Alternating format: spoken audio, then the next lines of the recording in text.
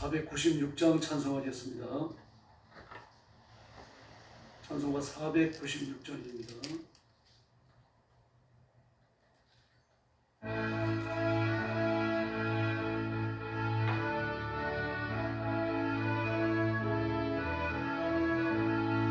새벽부터 오래 살아감으로써 저녁까지 시를 부려봅시다.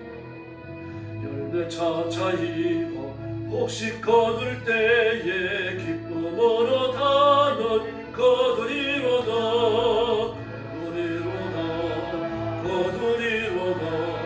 기쁨으로 단을 거두리로다.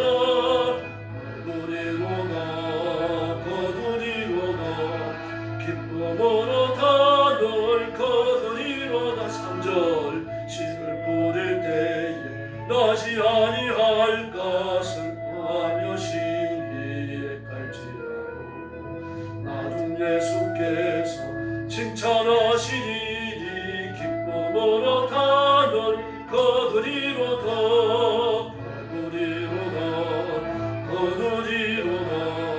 기쁨으로 단을 거두리로다.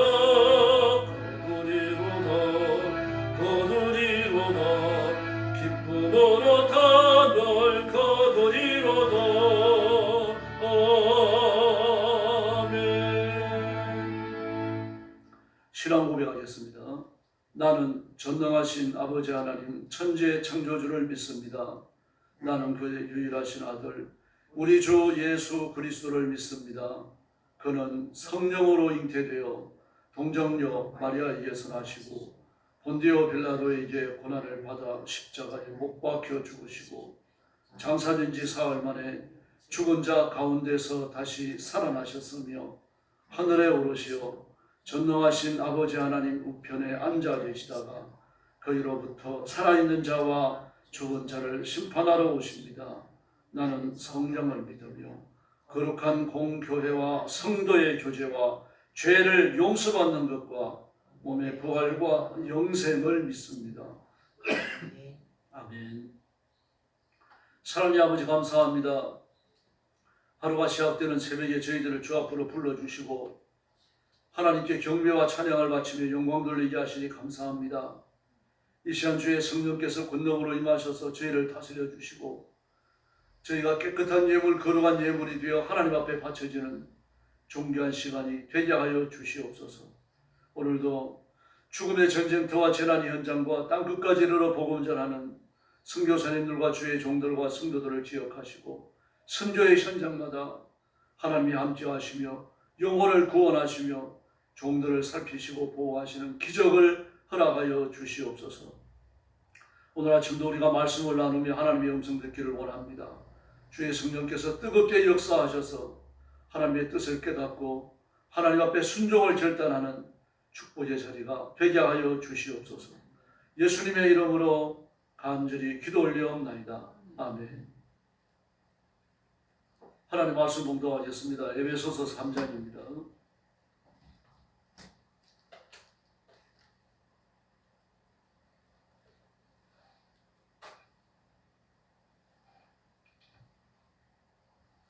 네, 1절 말씀부터 제가 먼저 보도합니다. 이러므로 그리스도 예수의 일로 너희 이방인을 위하여 갇힌 자 된 나 바울이 말하거니와 너희를 위하여 내게 주신 하나님의 그 은혜의 경륜을 너희가 들었을 터이라. 곧 계시로 내게 비밀을 알게 하신 것은 내가 먼저 간단히 기록한 것 같으니 그것을 읽으면 내가 그리스도의 비밀을 깨달은 것을 너희가 알 수 있으리라. 이제 그의 거룩한 사도들과 선지자들에게 성령으로 나타내신 것 같이 다른 세대에서는 사람의 아들들에게 알리지 아니하셨으니 이는 이방인들이 복음으로 말미암아 그리스도 예수 안에서 함께 상속자가 되고 함께 지체가 되고 함께 약속에 참여하는 자가 됩니다. 이 복음을 위하여 그의 능력이 역사하시는 대로 내게 주신 하나님의 은혜의 선물을 따라 내가 일꾼이 되었노라. 모든 성도 중에 지극히 작은 자로다 더 작은 나에게 이 은혜를 주신 것은 측량할 수 없는 그리스도의 풍성함을 이방인에게 전하게 하시고 영원부터 만물을 창조하신 하나님 속에 감춰졌던 비밀의 경륜이 어떠한 것을 드러나게 하려 하심이라. 이는 이제 교회로 말미암아 하늘에 있는 통치자들과 권세들에게 하나님의 각종 지혜를 알게 하려 하심이니 곧 영원부터 우리 주 그리스도 예수 안에서 예정하신 뜻대로 하신 것이라. 우리가 그 안에 그를 믿음으로 말미암아 담대함과 확신을 가지고 하나님께 나아감을 얻느니라. 그러므로 너희에게 구하노니 너희를 위한 나의 여러 환난에 대하여 낙심하지 말라. 이는 너희의 영광이니라. 이러므로 내가 하늘과 땅에 있는 각 족속에게 이름을 주신 하나님 아버지 앞에 무릎을 꿇고 비노니 그의 영광의 풍성함을 따라 그의 성령으로 말미암아 너희 속사람을 능력으로 강건하게 하시오며 믿음으로 말미암아 그리스도께서 너희 마음에 계시게 하시옵고 너희가 사랑 가운데서 뿌리가 박히고 터가 굳어져서 능히 모든 성도와 함께 지식에 넘치는 그리스도의 사랑을 알고 그 너비와 길이와 높이와 깊이가 어떠함을 깨달아 하나님의 모든 충만하신 것으로 너희에게 충만하게 하시기를 구하노라. 우리 가운데서 역사하시는 능력대로 우리가 구하거나 생각하는 모든 것에 더 넘치도록 능히 하실 이에게 21절 같이 봅니다. 교회 안에서와 그리스도 예수 안에서 영광이 대대로 영원무궁하기를 원하노라. 아멘. 에베소서 3장은 사도직의 독특성에 관해서 말합니다. 하나님 구원의 경륜의 비밀을 밝혔고 그리스도의 사랑을 알라고 말합니다.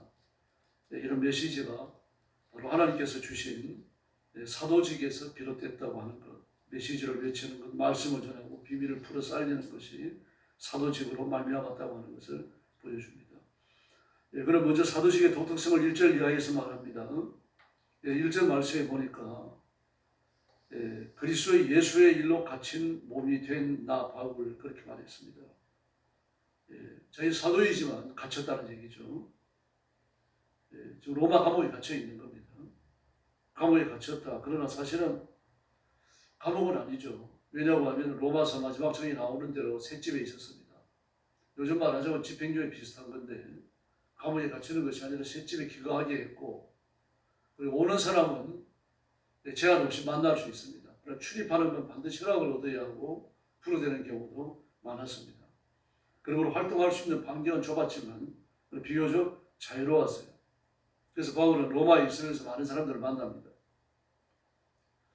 바로 그렇게 복음 때문에 그 법적인 제재 속에 있었다라고 말을 합니다. 그럼에도 불구하고 나는 사도다. 내 개인적인 욕망이나 세속의 일을 위해서 그렇게 법적인 제재를 받는 게 아니고 그리스도의 복음 때문이다. 그렇게 이야기합니다. 그래서 1절에 보면 바로 그런 내가 이방인 여러분을 위해서 그랬습니다. 이방인 여러분을 위해서. 그러므로 자신의 사도직은 예수님에 의해서 세워졌고 예수님의 복음을 위하여 헌신하지만 그 목적은 이방인이라는 얘기죠. 이방인. 그러므로 이 에베소서도 에베소서 말씀의 1차 독자, 1차 청중이 유대인이 아니라 이방인이라고 하는 것을 분명히 밝힙니다. 그러나 예수님은 자신의 구원 사역과 말씀을 외치는 사역의 1차 청중, 1차 목적이 유대인이라고 하는 것을 분명히 하셨죠. 예수님이 시돈에 가셨을 때 술 모르게 여자를 만나서 분명히 말씀하십니다. 나는 이스라엘 집에 길 잃어버린 양 외에는 다른 데로 보냄을 받지 않았다. 그렇게 말씀을 하십니다. 그러나 바울은 아닙니다. 나는 이방인 여러분을 위해서 사도가 되었다라고 분명히 말합니다. 이게 사도직의 독특성입니다. 그리고 이 사도직은 이방인을 위한 것이지만 2절에 보니까요. 이 직분을 주신 것을 여러분은 이미 들었다 그렇게 말합니다. 이 직분을 주신 것을 이미 들었다. 그래서 이 직분을 주셨는데 이방인 여러분을 위해서인데 그 뭘 위해서입니까? 3절 말씀에 보니까 하나님의 계시로 그 비밀을 그렇게 말씀합니다. 계시된 비밀. 계시된 비밀이 바울에게 위탁되어졌고 바울 사도는 위탁된 그 계시의 비밀을 이방인들에게 다 전했다는 이야기입니다. 이게 사도직의 독특한 점입니다. 예수님이 직접 선택하셨고 이방인을 위해서 일해야 되는데 그리고 이방인을 위해서 무슨 일을 하는가 하면 계시를 전하고 가르치는 겁니다. 이 계시는 구약 율법이 아니고 예수님이 주신 것이고 예수님에 관한 것이고 그리고 예수님이 이루신 일입니다. 그러므로 예수님이 이 땅에 오신 것, 십자가에 죽으신 것, 부활하신 것, 승천하신 이후에 다시 재림하시는 모든 일들을 포함합니다. 이걸 위해서 그가 부름을 받았다고 말합니다. 바로 이것은 하나님의 지혜로 된 것이죠. 예수님의 지혜, 하나님의 지혜. 하나님의 독특한 은총으로 된 것입니다. 고린도전서 4장 1절을 보면 우리는 하나님의 비밀을 맡았노라라고 말합니다. 똑같은 입장이거든요. 고린도 교회를 향하여 바울 사도로 예수님의 부름을 받은 사도로서 고린도 교회를 향하는 입장에 섰는데 하나님의 비밀을 맡은 자다 그렇게 말합니다. 똑같은 말을 합니다. 나는 그리스도로부터 비밀을 위탁받았는데 그 비밀은 예수님의 계시다. 예수님에 관한 모든 것이다. 그렇게 말합니다. 뿐만 아닙니다. 하나님은 사도와 선지자들에게 특권을 주셨는데 5절 말씀에 보니까 다른 세대에서는 이 비밀, 계시의 말씀을 사람의 아들들에게 알려주지 아니하셨다. 그러나 사도들과 예언자, 선지자들에게 성령으로 계시해 주셨다. 이 하나님이 계시를 전달하실 때 아무에게나 주지 않으신다는 얘기입니다. 하나님이 선택된 사람들인데 그 선택된 사람들은 누굽니까? 그분의 거룩한 사도들 그리고 예언자, 선지자들이라고 말하고 있습니다. 하나님이 선택하신 사람이죠. 그러므로 바울 사도와 같은 분입니다. 하나님께서 바울 사도를 불러가지고 예수님의 사도를 삼으셨는데 가장 핵심적인 일이 뭡니까? 계시를 위탁하신 것과 위탁된 계시를 전하는 겁니다. 하나님의 말씀이에요. 이게 못 미쳐서도 안 되고 더 나가서도 안 된다는 이야기입니다. 이 일을 사람의 아들들에게 알려주지 아니하셨다라고 말합니다. 지금도 마찬가지입니다. 목사에게 주어져 있는 가장 중요한 일이 뭡니까? 기도하는 것과 말씀에 증거하는 겁니다. 그래서 예수님의 12 사도들이 하루에 5,000명, 3,000명이 회심하니까요. 만 명이 넘었을 겁니다. 그럼 많은 사람들을 관리하고 하려고 하니까 뭐 할 일이 다른 일을 전혀 못하는 거죠. 더구나 구제는 더구나 중요했던 겁니다. 더구나 만여 명이 넘는 사람들이 헌금을 했으니까 그 돈의 액수가 얼마나 엄청나겠어요. 그 12 사도가 거기에 매달려 다른 일을 못합니다. 그래서 6 집사님을 뽑아가지고 이 일을 맡기고 그리고 뭐라고 말하면 우리는 말씀 전하는 것과 기도하는 일에 전무하리라. 전무라고 말합니다. 전무하리라. 그리고 모일 때마다 말씀을 가르쳤습니다. 말씀을 가르쳤으니까 예배가 뒤따랐겠죠. 또 성경 공부를 했겠죠. 똑같은 말을 하는 겁니다. 예수님께서 사도를 선택하신 그 가장 중요한 이유 중 하나가 뭡니까? 그게 바로 계시된 복음의 말씀을 위탁하는 겁니다. 이걸 가르쳐야 합니다. 베드로는 유대인들에게 했던 것이고 그리고 사도 바울은 이방인들에게 했던 것입니다. 바로 이것이 사도직의 독특성입니다. 에베소서 2장 20절을 보면요. 그래서 하나님의 교회, 예수님의 제자들은요. 교회의 터인 사도와 선지자 위에 서 있다. 그렇게 말합니다. 사도와 선지자 위에 서 있다. 교회의 터라고 말합니다. 다시 말해서 하나님의 말씀의 터 위에 서 있다는 이야기입니다. 그러므로 말씀이 위축되고 말씀이 변절되어지면 교회가 아니죠. 교회는 말씀의 토대 위에 서 있어야 합니다. 그러므로 저는 이단들이 하는 교회도 교회라고 말합니다만 사실은 교회가 아닙니다. 하나님의 교회를 교회라고 말할 때 그 교회라고 부를 수 없는 거죠. 그래 집단으로 불러야 되는 겁니다. 이만희 집단, 몰몬교 집단 그런 식으로 집단입니다. 그 외에 다른 의미를 가질 수 없는 거죠. 이렇게 예수님으로부터 사도로 임직을 받았고 이방인들에게 하나님의 비밀 주시는 비밀을 여러 번 말씀하셔요. 3절에도 비밀, 4절에서도 그리스도의 비밀, 그리고 또 5절에서도 하나님께서 비밀을 주셨다 그랬고 6절에서도 그 비밀을 주셨다고 말하고요. 그리고 9절 말씀에서도 비밀의 경륜을 내게 맡기셨다라고 말을 합니다. 비밀이라는 말을 이렇게 말하고 있습니다. 이걸 주시기 위해서 사도를 선택하신 거죠. 그리고 받은 바 비밀이 뭡니까? 계시의 말씀이죠. 이 계시의 말씀은 예수님에 관한 모든 것입니다. 이걸 이방인들에게 풀어서 알리고 전해라, 가르쳐라. 이 사명이 주어진 거예요. 그리고 이 토대 위에 교회가 서 있게 된 겁니다. 그런데 그 은혜를 입은 나, 그 사명을 받은 나가 누굽니까? 8절 말씀에 보니까 성도 중에 가장 지극히 작은 자이고 그리고 지극히 작은 자일 뿐만 아니라 또 그는 뭐라고 말합니까? 자기를 향하여 죄인 중에 괴수다라는 말까지 썼어요. 이렇게 비천하게 짝이 없는 나다. 나도 내 죄를 짊어지고 지옥에 떨어져야 될 인간이지만 하나님의 특별한 은혜를 입어갖고 사도가 되어졌고 비밀을 위탁받았고 위탁된 비밀을 너희들에게 끊임없이 가르쳤다. 남김없이 다 가르쳤다. 그렇게 말하는 겁니다. 이게 사도직의 독특성입니다. 그럼 전했던 계시의 말씀, 그 비밀의 내용이 뭡니까? 10절 말씀에 보니까요. 하나님께서 이제 교회를 지켜 하늘에 있는 통치자들과 권세자들에게 하나님의 갖가지 지혜를 알게 하려고 하시는 것이다 라고 말합니다. 하늘에 있는 통치자들과 권세자들, 이게 누구냐 도대체? 통치자들과 권세자들을 쓴 것은 마귀와 마귀의 졸개들에게 쓰신 에베소 6절밖에 없습니다. 6절에 보면 나오죠. 우리의 신은 혈과 육에 대한 것이 아니다라고 말씀하십니다. 다시 말해서 통치자들과 권세자들, 뭐 예수님 말고 통치자와 권세자가 누가 있습니까? 아무도 없습니다. 그럼 마귀는 스스로 통치자와 권세자가 되는 거죠. 그들에게 하나님이 갖가지 지혜를 알게 하려고 하시는 것이다, 이렇게 말씀하죠. 다시 말해서 하나님의 뜻대로 너희들이 심판당하고 너희들이 괴롭히는 하나님의 자녀들은 선택받고 구원받는다라고 하는 것을 알게 하시는데, 이게 지혜라는 얘기입니다. 그 지혜의 정체가 뭡니까? 비밀이에요. 이 비밀을 마귀가 알 수 없는 거죠.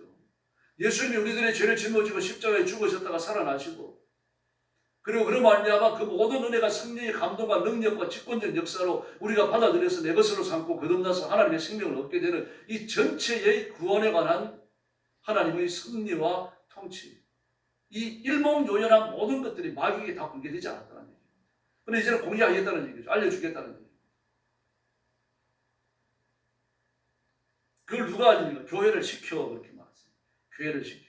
그 교회를 시켜가지고 마귀에게 뭘 알리라는 얘기입니까? 교회가 하는 복음 전도입니다.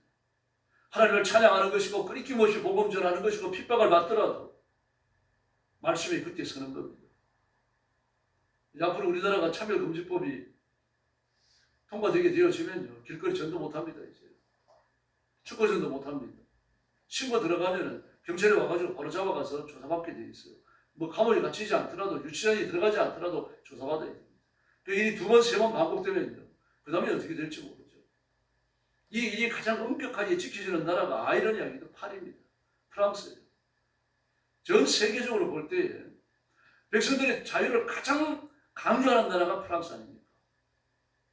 자유를 얼마나 강조하는지 모릅니다. 그런데도 불구하고요, 그런 나라에서조차도요, 길거리 포뇨, 개인적인 전도, 축구 전도 철저히 금합니다. 그 말은 법적인 이유는요, 차별금지법입니다. 미국도 마찬가지입니다. 주에 따라가고 다릅니다만, 주법에 따라가고 다릅니다만, 차별금지법이 강하게 시행되고 있는 주는요, 설교하는 것도 몰입될 수 있습니다. 그걸 어떤 경우든 간에 이 비밀에 관해서 우리는 끊임없이 말해야 되는데, 그걸 위해서 말하라고 교회를 시켜, 그렇게 말합니다. 교회를 시켜. 저와 여러분이 해야 될 일이 예수님에 대한 것, 하나님의 비밀을 끊임없이 말하는 것입니다. 이걸 전해야 되고, 이걸 자랑으로 드러내야 되는 거죠. 그리고 밥을 먹다가도 함께 대화를 하다가도 우리 교회 한번 나와봐, 그 말 해야 되는 겁니다. 전도지 건대면서 예수 믿어보세요, 그 말 해야 되는 거죠. 그런데 이 일은 하나님께서 우리 주 예수 그리스도 안에서 성취하신 영원한 뜻이다, 그렇게 말합니다. 영원한 뜻이다. 교회가 핍박을 당하고 고통을 당하면서도 끝까지 예수 그리스도에 관한 비밀을 끊임없이 외치게 하는 것이 하나님의 뜻이라는 얘기입니다. 이걸 보고 마귀로 하여금 하나님의 뜻이 이 땅에 어떻게 집행되는지를 증명하라는 뜻입니다. 이걸 위해서 순교까지 하는 거죠. 잡히기도 하고 감옥에 갇히기도 하고요, 고문을 당하기도 하는 겁니다.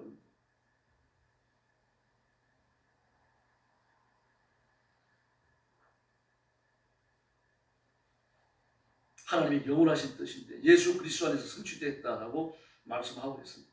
그래서 우리는 담대한 마음으로 하나님의 보좌 앞에 나가야 되고 은혜를 구하고 능력을 얻어야 할 줄로 믿습니다. 그래서 12절 말씀에 보니까 우리가 그리스도를 믿음으로 그분 안에서, 그분은 하나님을 말합니다. 하나님 안에서 확신을 갖고 담대히 하나님께 나아간다라고 말했습니다. 예수님의 이름이 아니면 아무것도 아닌 거죠. 그래서 13절에 보니까 이 일을 위해서 환난을 내가 당하고 있는데, 이런 환난을 당한다고 해서 여러분 낙심하지 마라. 다시 말해서 복음을 전하다가 감옥에 갇히겠다, 그러니까 내가 안 해야 되겠다, 이렇게 낙심하지 말라는 거죠. 우리 모두가 하나님의 은혜로 새로워지고 복음의 증인으로 살아가기를 두려워해서 안 되는 줄 믿습니다. 그래서 이 일을 놓고서 14절 이하에서 하나님 앞에 바울 사도께서 기도하는 겁니다. 그 기도의 내용을 보니까 하늘과 땅에 있는 각 족속에 이름을 주신 분, 다시 말해서 하나님께서 모든 나라와 국가의 경계를 하나시고 사도행전에 나오는 것처럼요, 모든 민족들이 이름을 갖게 하셨다는 얘기입니다. 미국, 대한민국, 일본, 중국 모든 국가적 이름도 하나님이 주신 거라고 말하고 있습니다. 하나님의 허락이 아니면 국가적 이름을 가질 수가 없다는 얘기죠. 뿐만 아닙니다. 이렇게 국가의 주권도 허락하시고 국가가 성립되도록 하신 그 하나님께서 16절 말씀에 보니까 풍성한 영광과 성령님을 시켜서 두 가지 일을 하십니다. 여러분의 그 속사람을 능력으로 강건하게 하신다라고 말합니다. 우리의 영혼이 성령의 권능으로 강건하시도록 하나님이 주관하신다는 뜻이에요. 그러므로 말씀대로 살고 엎드려 기도하면 우리의 속사람이 능력으로 강해지는 역사가 일어날 줄로 믿습니다. 그 다음에 두 번째 주시는 게 뭡니까? 17절 말씀이 나오는 대로 그리스도께서 우리 마음에 머물러 계신다라고 말해요. 그리스도께서 우리 마음에 머물러 계신다. 에베소서 2장에서 뭐라고 그랬습니까? 삼위일체 하나님이 우리 속에 계신다고 말했고요. 고린도전서에서는요, 성령께서 우리 육신 속에 거하신다고 말했고요. 또 오늘 본문 말씀에서는 예수님께서 우리 마음속에 계신다라고 말합니다. 그러므로 삼위일체 하나님께서 우리 속에 거하시며 우리의 인생을 흔들려가고 싶어 하시는 거예요. 그러니까 주권자가 되셔갖고 하나님의 뜻대로 우리가 이끌어지기를 바라고 계시는 겁니다. 그러므로 인생의 주권을 하나님 앞에 맡겨야 할 줄로 믿습니다. 근데 이것은 어떻게 됩니까? 성령을 시켜 그랬습니다. 성령을 시켜. 성령을 시켜 두 가지를 하신다고 그랬잖아요.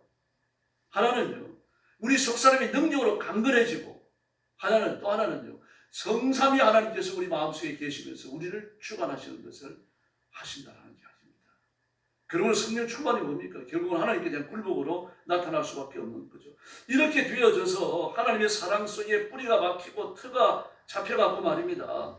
그리스도의 사랑의 넓이와 길이와 높이와 깊이가 어떠함을 깨달을 수 있게 된다고 말했습니다. 그러므로 우리 자신을 성령에게 굴복시키는 일은 계속되어야 할 줄로 믿습니다. 이걸 위해서 14절부터 21절까지 기도를 하고 있습니다. 저는 신학교 다니면서 이 기도를 노트에 적어서 다니면서 아침 저녁으로 했습니다. 버스 안에서도 하고요. 그래 읽으면 되는 거죠.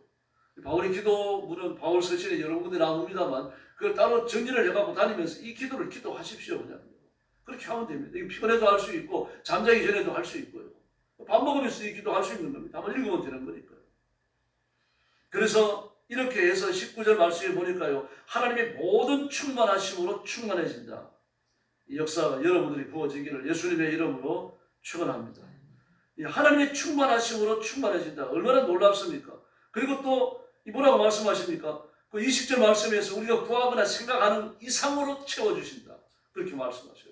하나님의 충만하심으로 충만하게 해주시는데 그 충만하게 해주시는 내용이 뭡니까? 우리가 기도하거나 생각하는 것 이상으로 주시겠다라고 말씀을 하셨습니다.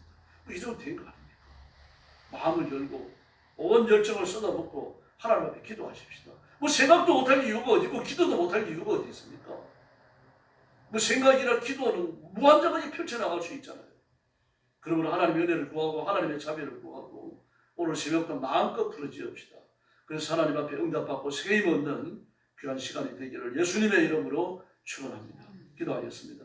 자비로우신 아버지 하나님 감사합니다. 오늘 아침도 저희들을 주님 앞으로 불러주시고 엎드려 경배하며 하나님 앞에 영광 돌리게 하시니 감사합니다. 이 시간 주의 성령께서 능력과 권능으로 임하여 주시고 성도들을 사로잡으시고 저를 사로잡으시고 저와 성도들이 온 힘을 다하여 부르짖게 하여 주시옵소서.